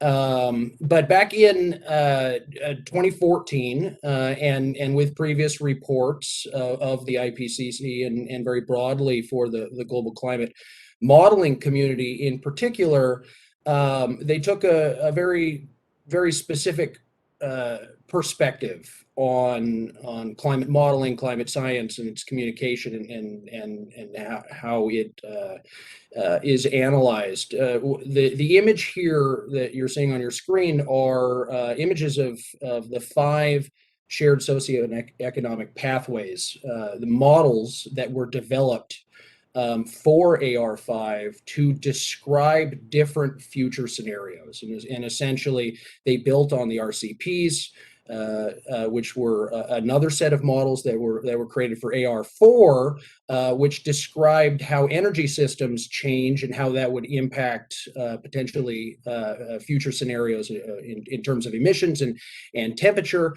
In AR5, there was this innovation with shared socioeconomic pathways, where they added to sort of an assessment of the change in energy systems. They added some scenarios, essentially storylines, for more of the socioeconomic factors, and how they could impact emissions and economic growth, and how they could play out in terms of our overall efforts towards climate stabilization. They added factors such as population growth and access to education, technological developments and whatnot. It's really not important to go into the details of that, but in general, I think it's important to describe that the focus of most of the climate modeling, and particularly the climate modeling that was highlighted in the working group 1 reports of these assessment reports, were focused almost entirely on achieving long-term climate stabilization. That means reaching climate stabilization and hopefully a low temperature increase target by the end of this century and then beyond. The pathways that were taken from today to that endpoint or to that stabilization point were often secondary factors, or not necessarily considered at all as an issue for at least the modeling. And the focus was almost entirely on the impacts that carbon dioxide has, which is the primary greenhouse gas emitted by human beings, and or combining all of the well-mixed greenhouse gases into a single metric, carbon dioxide equivalent, to describe a single unit and its impact on radiant forcing and ultimately the temperature pathway that we travel to reach our endpoint target. So, in a nutshell, the focus was on how these pathways were. In this instance, with the SSPs, the focus was on how the pathways were impacted by external factors, development factors, instead of how the pathway impacted development. or produced benefits or negative feedbacks. Now, this is a I'm sure Professor Rao would agree with me, a gross oversimplification of the broad scope of how the entire climate community addressed this issue. But when it came to particularly how it was communicated in the IPCC, I think this is a pretty good representation of the focus and the way that climate science was communicated, particularly to the public and to policymakers. Now, taking a step forward to 2015, the world welcomed the Paris Agreement and a landmark agreement in the climate community. And in Article 2 of that agreement, there was a landmark paragraph that was really quite transformative. From a policy perspective and from a legal perspective, it took a lot of effort and political will to create the Paris Agreement, and certainly this particular piece of text. But I think it is not well understood just how seismic and impactful this particular statement was for the scientific community. And in particular, what Article 2 did was it placed the climate pathway and climate action for the first time in very explicit terms, fully within the context of sustainable development and efforts to eradicate poverty. So sustainable development and poverty alleviation specifically became co-equal objectives under the Paris Agreement in a way that had never been considered or an issue in previous assessments. So what that meant was the first report, I guess, to come out of the IPCC following the Paris Agreement was the 1.5 degree special report that was published in 2018. I think a great many people are aware of this. It was a very important report, but what I don't think is well understood is just how difficult it was for the larger IPCC integrated assessment modeling community, how very difficult it was to fully onboard the concept embedded in paragraph 1 of Article 2 of the Paris Agreement to really make sustainable development and climate co-equal objectives. As I said, in that initial slide with the SSPs, right, the focus of those models was how development factors impacted the emissions pathway and ultimately the temperature pathway that we follow. And what they determined in the development of this special report is that what they needed to do was to understand how the temperature pathway impacted development and vice versa. So they flipped the focus, and they really had to think very almost for the first time about both the development and the climate objectives in the near term and in the long term. And what they came up with was the conclusion that the only temperature pathways that meet this dual objective are temperature pathways that either never exceed 1.5 degrees Celsius, globally averaged, or only just temporarily exceed it and then quickly come back down to 1.5 degrees Celsius. And another conclusion, or sort of often reported conclusion of the IPCC report was that we need to radically increase our climate ambition in our NDCs, in particular, by 2030, or we are going to fail at this objective. And I have to say a little bit, I don't like that conclusion very much, because if you go back and read the report, you'll find that nowhere in that report does it say that. It's actually a misinterpretation of the results of the report. The conclusions of the report, I would posit to you, are actually substantially more important and transformative. What the report concluded is that sustainable development and climate mitigation are inexorably linked, and that if we do not dramatically increase action on development, sustainable development, and on climate mitigation in a synergistic way, by 2030, we will fail at all of those objectives, not just our climate objectives, but also, and I think perhaps substantially more importantly, by the very virtue of the fact that climate and development are linked, we can identify synergistic actions, policies, and strategies which achieve multiple benefits over multiple timescales that actually decrease the rate of warming in the near term, achieve our development objectives in the near term, while also contributing meaningfully to long-term climate stabilization. And I think that that is really the incredibly unrecognized major contribution of this report, and is a direct response to the Paris Agreement, explicitly stating that development and poverty alleviation are co-equal objectives to climate mitigation. Another thing that came out of the 1.5 special report, and I would say actually I would like to point out as well that this figure is something that you can find in Working Group 3's recent publication for AR6.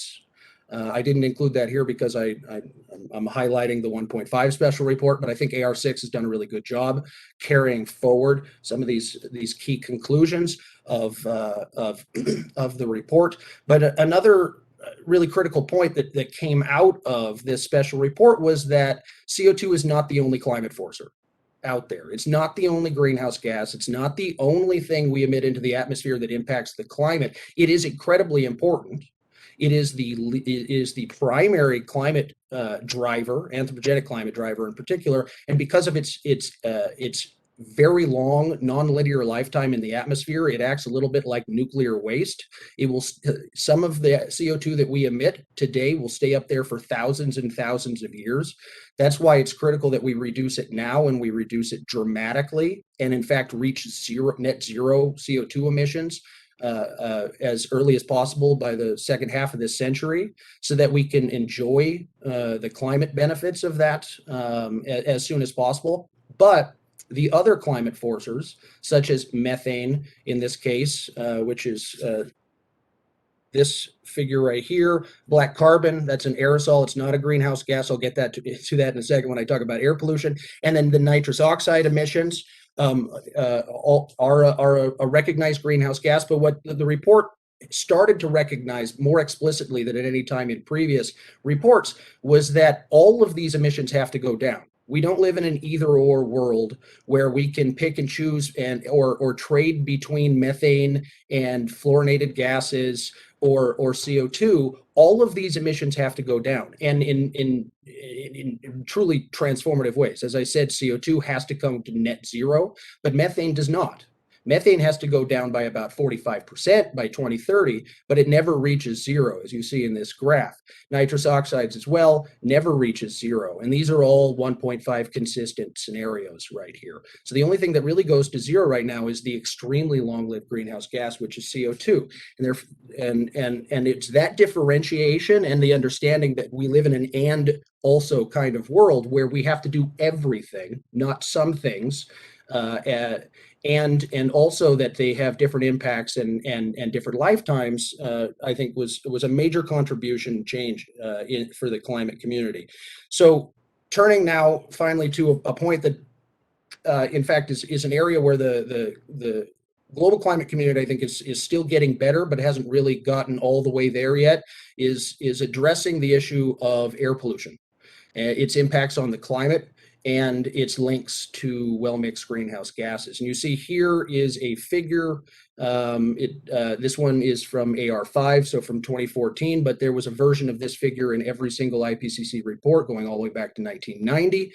And it describes how much energy each of these different compounds emitted by human beings and from natural sources, how much energy those emissions exert on the climate system, the radiant forcing of those compounds, and thereby the amount of heat that they generate. And what you see, I've got the list here: well-mixed greenhouse gases, the Kyoto basket of gases. These are the well-mixed greenhouse gases that are combined into the concept of carbon dioxide equivalents. So carbon dioxide, methane, N2O, the fluorinated gases, PFCs and FF6. These have been managed by the UNFCCC since its very inception.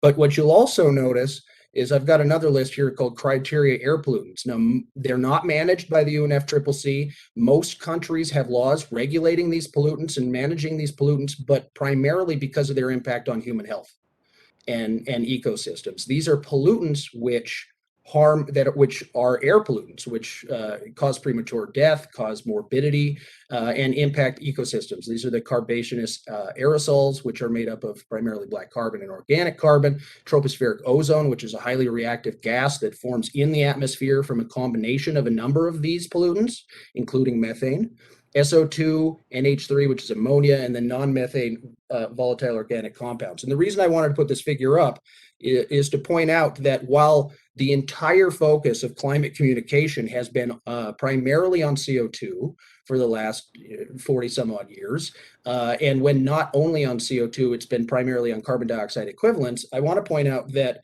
these other criteria air pollutants have been in the picture from the very beginning. These red circles show that O3 is tropospheric ozone, then you have SO2, the sulfates, NH3, ammonia, organic carbon, black carbon. It's been well recognized in the climate community that these air pollutants also impact the climate. Some of them in fundamentally different ways than the greenhouse gases. Aerosols fundamentally impact the climate in very different ways than well-mixed greenhouse gases, but nonetheless do impact the climate. And this recognition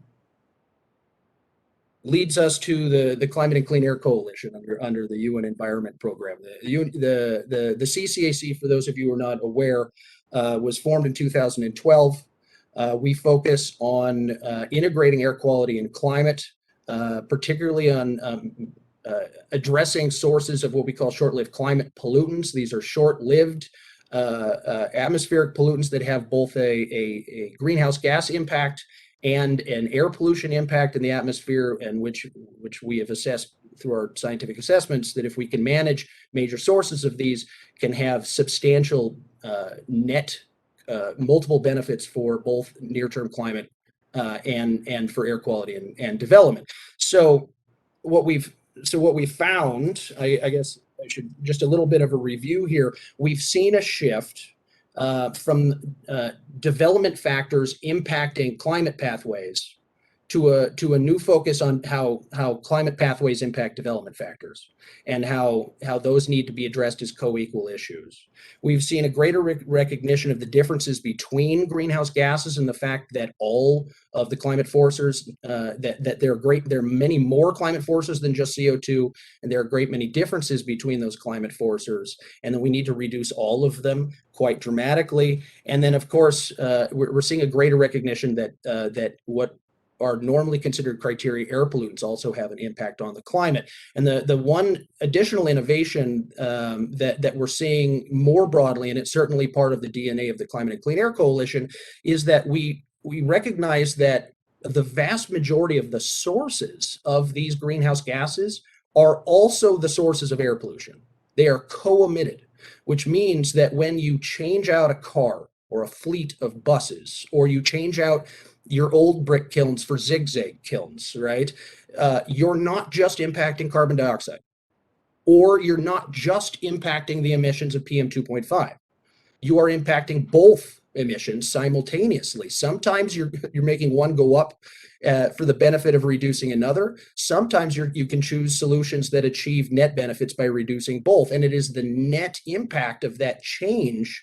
If you can assess, though, that net impact, you can assess the multiple benefits of the multiple impacts of your policy or your technology shift, and you can use that for that net benefit, that suite of benefits over multiple timescales to help drive additional action and mainstream greater climate policy. And I'll just give you one example.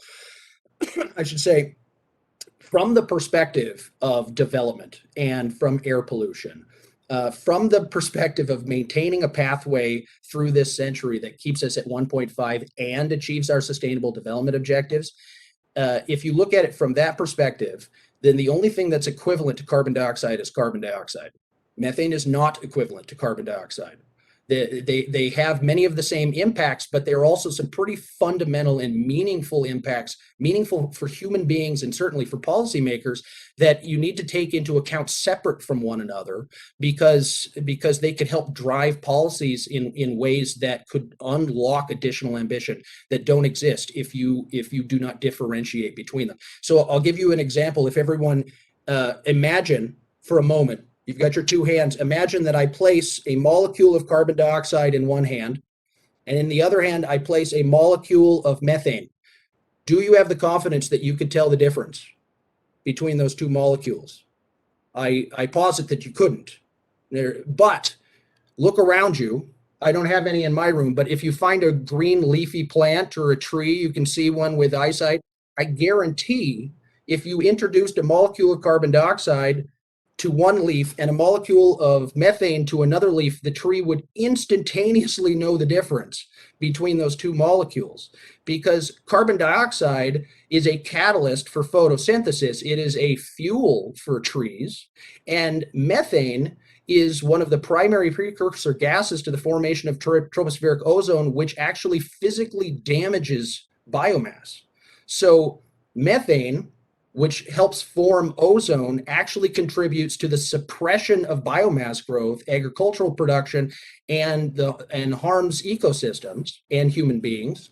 CO2 does not, right? And from that perspective, there is no equivalence between the two of them. And I think that's a very important point. I realize I'm going a little long here. I'm going to try to speed up.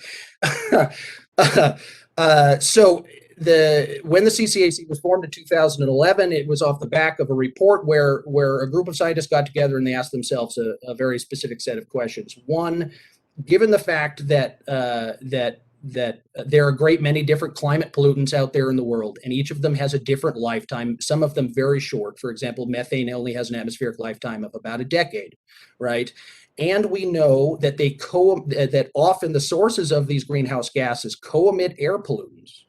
Can we identify a set of discrete actions which would, one, rapidly reduce near-term warming, the rate of near-term warming, while simultaneously achieving near-term benefits for air quality, public health, and food security? And from that perspective, they identified 16 actions which focus primarily on addressing sources of methane and black carbon-rich sources of particulate matter, PM 2.5. They identified those 16 measures, and if those 16 measures were implemented globally, they calculated with the models that we could avoid a little over half a degree of warming in the next 2 decades, cut the rate of warming in half while simultaneously saving 2.5 million lives a year currently lost to exposure to PM 2.5 and tropospheric ozone, and while substantially increasing food security by reducing the burden that tropospheric ozone places on agricultural production. In many parts of the world, it suppresses between 1 to 5% of total agriculture net agricultural production, while also contributing to other sustainable development goals. It was off the back of that analysis that we formed the CCAC, and we're now entering our 10th year of activity. So we've done quite a bit since then, and I think that it's particularly relevant for this topic of mainstreaming. I just want, for one, in 2018 we published a report where we downscaled this global report from 2011. We downscaled and looked specifically at the Asia Pacific region, and in that region, through dialogues with major stakeholders and governments, we determined that while in our first report, our focus was primarily on maximizing the rate of avoided warming while achieving co-benefits for public health, for this report, we flipped that narrative, and that's the benefit of linking these things. You can change sort of the math a little bit. What we did was we tried to identify a set of policy measures and activities which would maximize the public health benefit by reducing exposure to PM 2.5, while also as a co-benefit netting net climate benefits. And from that assessment, we found 25 clean air solutions, which could dramatically reduce the burden of disease in the Asia Pacific region. I realize that's most of the world. It's a very large region, but what we found was with these 25 measures, many of them are ones that you've heard of before: energy efficiency in industry, commercial and homes, vehicle efficiency standards, renewable energy and power plants, eliminating traditional brick kilns, and others, we found that if all of these measures were implemented across the Asia Pacific region, by 2030, 1 billion human beings would be enjoying air at the WHO's previous strictest ambient air quality guidelines. 1 billion people. And simultaneously, as a co-benefit of that, those activities would avoid 1/3 of a degree of warming and cut the rate of global warming in half, right? And I think that is a point that's worth resting on just for a second, because from the standpoint of mainstreaming this into policy and local communication, it's important to recognize that these actions can be justified exclusively for the local public health benefit. You don't even have to do them because they have a climate impact. They could, from the framing of this report, you can, as a policymaker, as an advocate to policymakers, as a funder, you can justify 100% of these measures exclusively from the net public health benefit, the local benefit that will be achieved from implementing those measures, and as a gift to the world, as a side benefit, you will avoid 1/3 of degree of warming. That's a pretty huge gift to the world, right? And I think a very transformative way to talk about global climate change from a local air pollution perspective. Now, I'm running over time. I was going to go through our most recent global methane assessment. Many of the same conclusions there, but I'm going to jump past it. I apologize. I think we can share these slides. You guys can look at them later. Much of the same analysis. Methane's important. We've got to reduce it. It's got a lot of benefits. It's a very cost-effective way to achieve development objectives and climate objectives in the near term. But I just wanted to take a moment to show an example of how we're putting this into practice in the region. So in this case, in Bangladesh. And I know, and I apologize, I don't have an example from India. I know many Indian institutions are doing similar analysis or have already done them.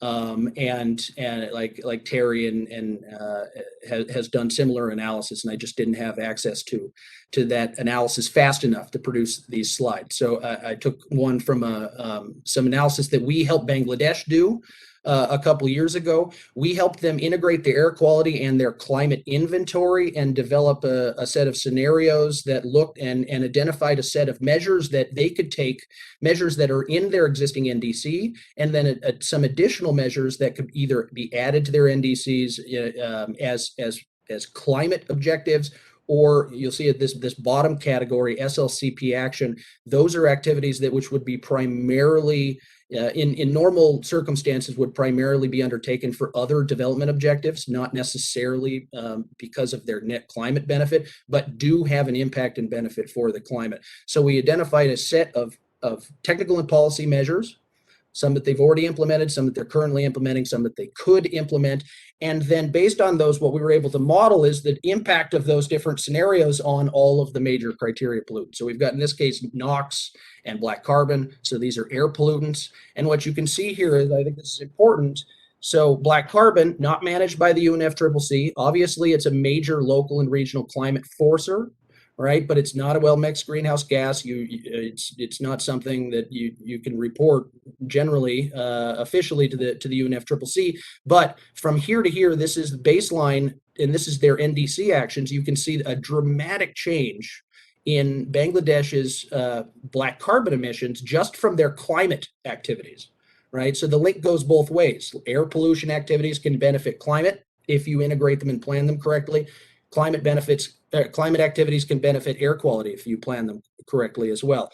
Then also here, carbon dioxide and methane, different scenarios. It shows from here to here, that's their NDC. But if you add in the development and other air quality activities, you see another substantial reduction in carbon dioxide, right? Again, showing that air pollution and development objectives can achieve your climate objectives. Here with methane, so their NDC had almost nothing in methane reductions, but if you add in the additional SLCP activities, you see a substantial change. But what you also see is that you can model, when you've integrated your air quality and your greenhouse gases, you can model the impact on public health.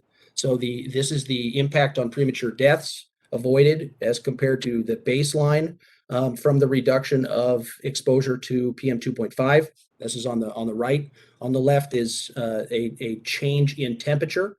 And I won't go into that for time.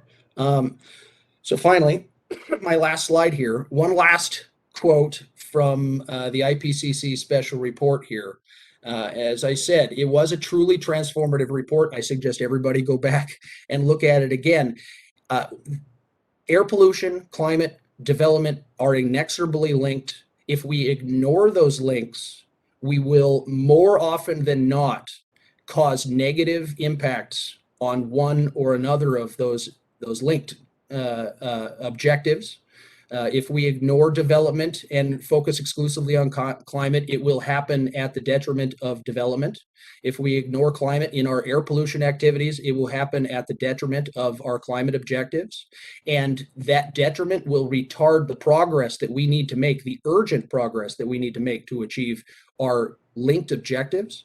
So if we look at these as co-equal objectives and we focus on the synergistic benefits, for example, improving health due to reduced air pollution, this will prevent us from running into the barriers, will help us build the social currency, the institutional currency and feasibility of these activities, and I think actually generate additional ambition for additional action.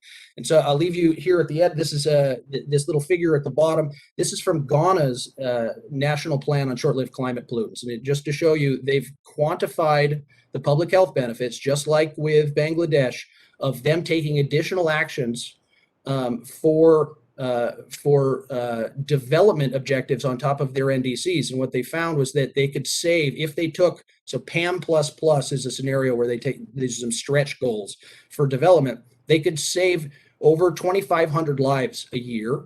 Ghana, obviously, smaller country than India, so there's an issue of scale there, but not a small number of human beings.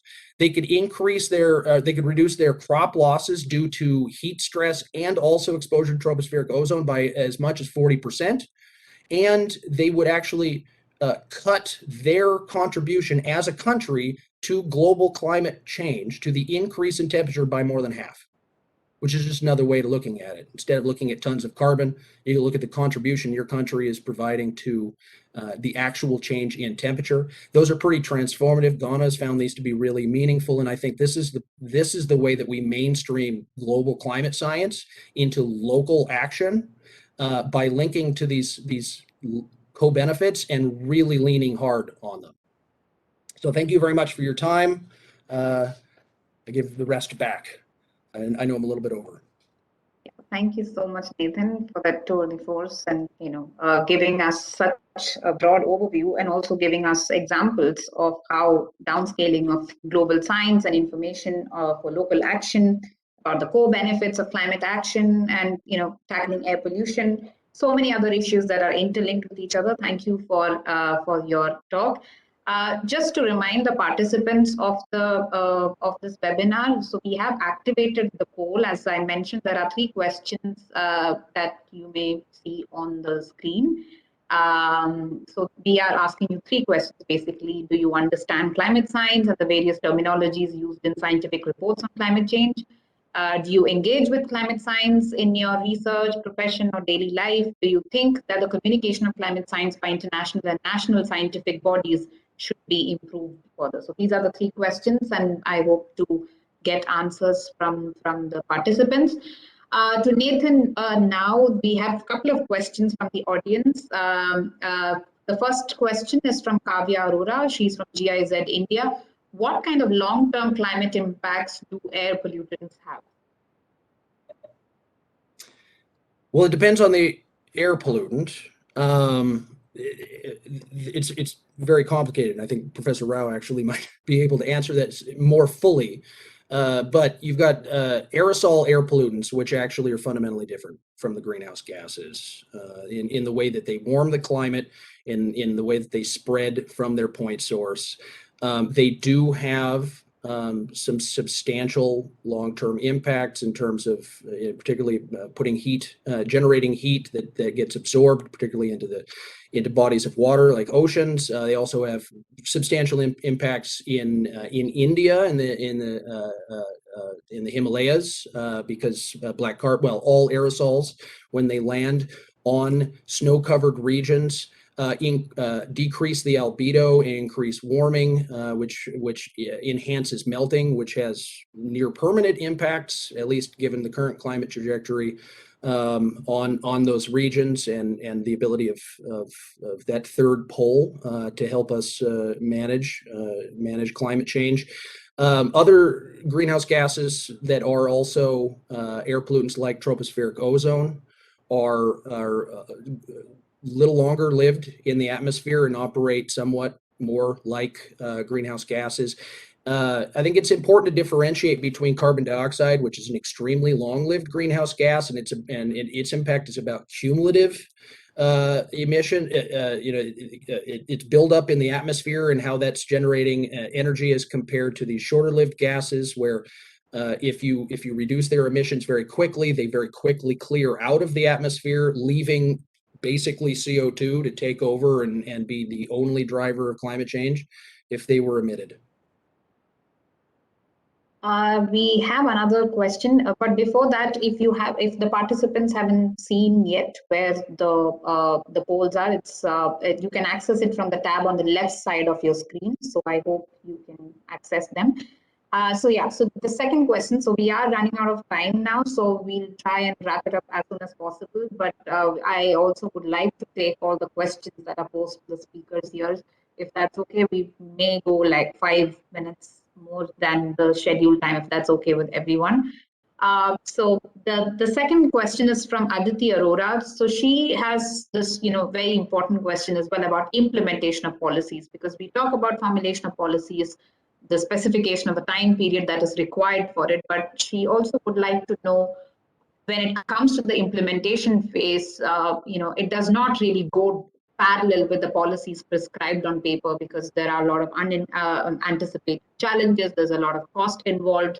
So keeping all this in mind, how can the implementation of these policies be made practically more feasible, like in the case that you also mentioned about, like 25 clean air solutions, right? So what kind of challenges do you face with respect to implementation, and how it can be done in congruence with the science that is available? It's a challenging question. The way we address it is try to push this to more of a whole of government approach, instead of what has historically happened, and often for very good reasons, having siloed communities that manage air pollution or climate or air pollution in transport separate from air pollution in some other sector. By through the implementation of our projects and capacity building work with our partners, we really try to bring together intergovernmental, interministerial, often different levels of government working groups, which often have very different objectives and goals, but are all linked to the impacts from a particular source or sector. And really try to build in them an ethic and an understanding, or not build in them, but support for them to build an ethic or an understanding that of the importance of data, and linked data, and how data collection in particular is an iterative process. Nobody gets it right. You constantly have to be collecting and doing more analysis and assessing implementation. But when you expand the set of stakeholders, the set of operators who feel like they have a stake in a particular set of actions or in the emissions of a sector, you actually expand the resiliency and the ability of a government to implement more sustainably than if an implementation measure was just being implemented by, say, a transport ministry without the support of health ministry and climate or environment. Thank you. So there are two more questions. In fact, Meghna, should I just take them, or should I wrap up the session? Maybe we can go ahead with it. If just two questions, why not? Yeah. There are two questions, but it's it's something that goes for everyone. And maybe one of the questions, at least, which I see here, it's for Dr. Gyamsho. It's about how since you also talked about biodiversity and ecosystems, about how climate change has made it impossible for some plant species, for instance, to grow in their native geographical areas, while you also have invasive species coming to the picture, which also kind of affects the genetic species. So should we then encourage this change in plant growth patterns, or what can we do to address this issue?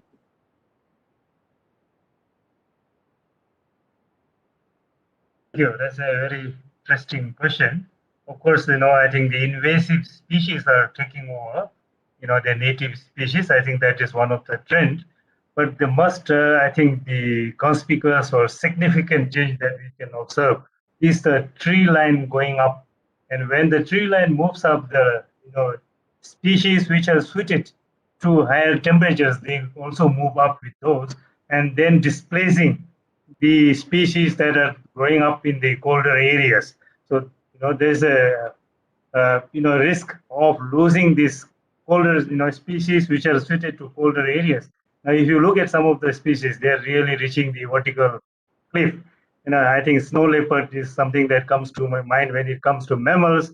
And then this, the fungus called cordyceps, the high altitude medicinal plant. These are, it grows right at the fringes, right at the snow line. And once the temperatures, increases, they are going to be extinct. And I really don't know what would be the solution, except make sure that the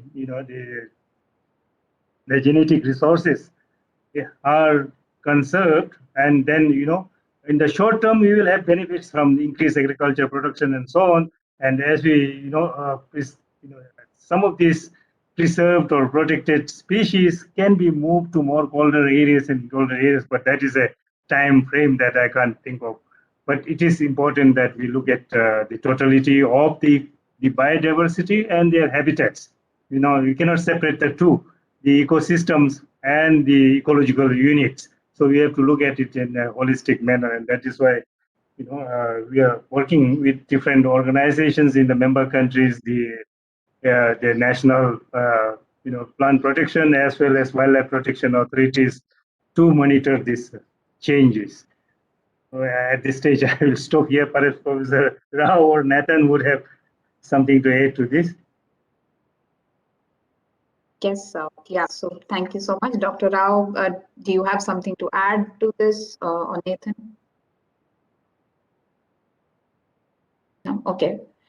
Okay. So there's one more question about tipping points.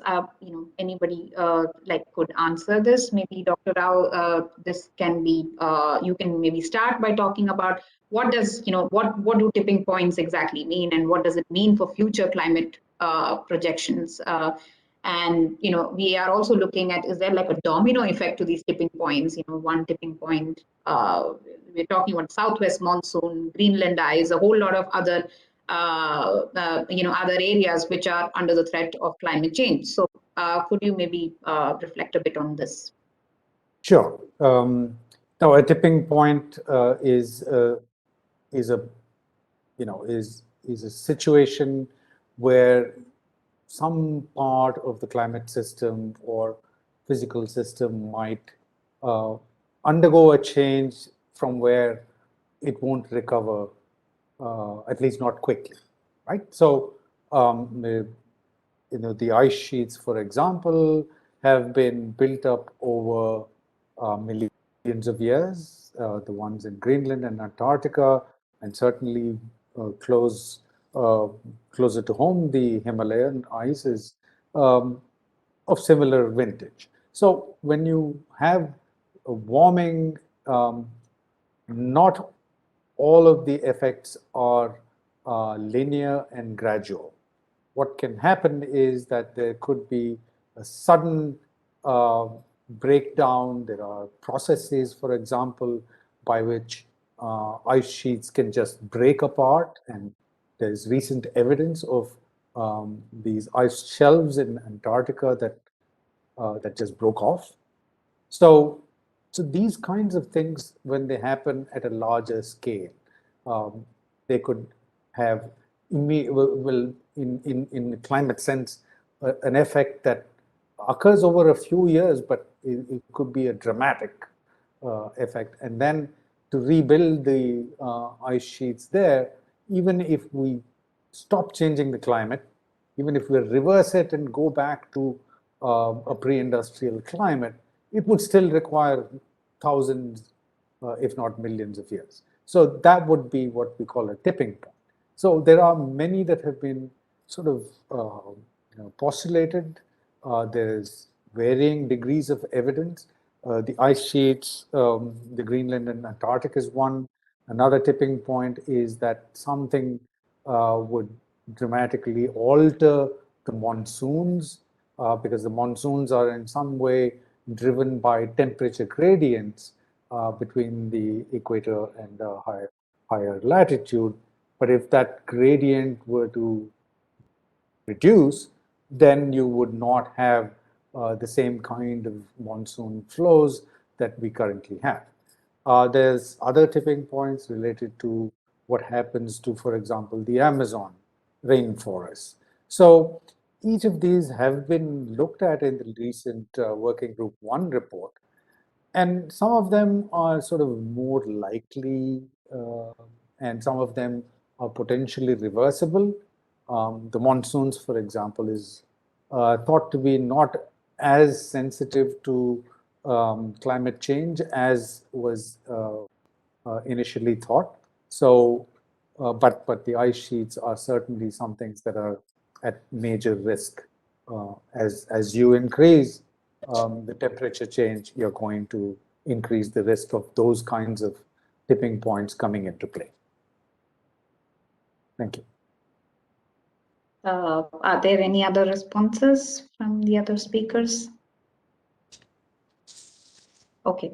Yeah, so thank you so much. I think we have gone well over time now, so there's not enough time to take more questions, but hopefully the participants can engage with the speakers even offline somewhere else, maybe by email or by other means. So I would encourage the participants to just reach out to the speakers. Can we have maybe the poll results now on screen if we have the answers?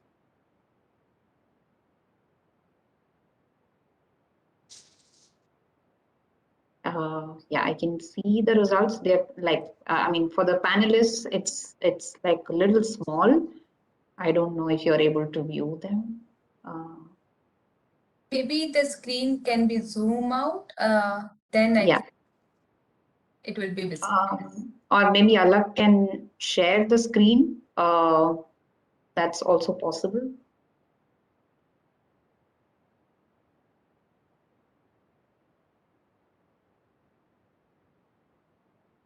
Yeah. Anyway, so we will try and get, yes, yeah, here you go. These are the results from the polls. So as you can see, there are, yeah, the majority of people do engage with climate science. Can we have the result from the first question as well?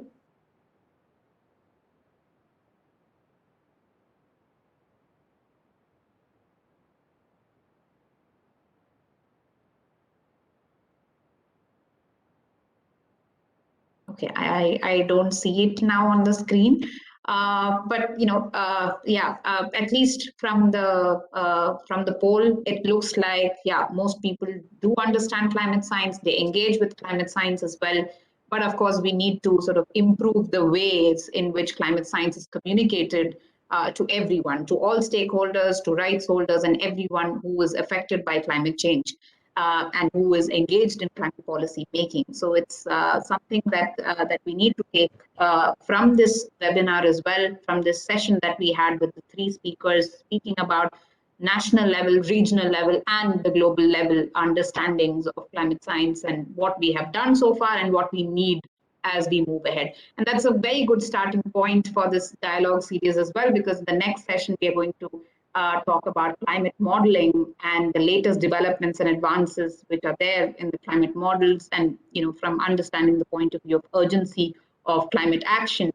So, this particular session basically lays down the foundation for all the upcoming sessions as well, because we will be talking more in depth about trade and economics and policies and sustainability, and looking at specific sectors like mobility, also looking further into the Paris Agreement itself. So thank you so much to all the speakers for giving such in-depth knowledge of the areas that they are specialized in, and also specific examples and cases for taking them up and looking at institutions and that are engaged in knowledge production. So this is a very important starting point for us to engage in these deliberations.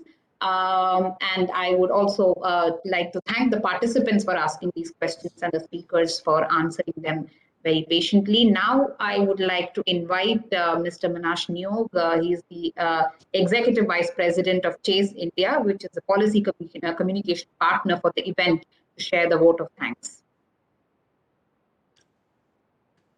Thank you, Dr. Jairam. It gives me immense pleasure, actually, to deliver the vote of thanks for this event, the first episode of the Climate Dialogue Series 2020-22. I want to thank Ms. Ruchika Dral, Deputy Secretary to Government of India, MOFCC, for her thoughts on how climate change actions concerning the policies and programs in India are shaping up. We sincerely think, ma'am, you'll be able to join us for our next upcoming dialogue sessions also. Thank you again. I want to thank GIJet India team, Meghna, Ashwin, everyone, for working very hard with the ministry to make this dialogue series a reality. I also want to thank our esteemed speakers for their very rich and enriching session. Dr. Krishna Achut Rao, Dr. Pema Jamsho, Dr. Nathan, and our moderator for the event, Dr. Janasri Jairam, for highlighting the critical need for acknowledging the relevance of climate science in all facets of policy, practice, and communication process. I also would like to thank my team colleagues from Chase and Avian, the policy communication partner for the event. Lastly, I would also like to thank the participants for allocating their valuable time this evening and engaging a lot on this session. Just to reiterate the dialogue series, India Climate Dialogue Series 2020, India is about looking at the bigger picture and how diverse yet linked climate actions from different stakeholders make up the whole. I'm confident that the impact of this dialogue series will be realized in days to come, as our collective approach in addressing India's climate commitments will be more robust, streamlined based on scientific acumen, data uses, application, accuracy, partnerships, and creativity. Once again, big thanks to one and all. I look forward to the next event of the dialogue series and sustain enhanced engagement from different stakeholders across India and globe. Thank you once again. Thanks, everyone. Good evening.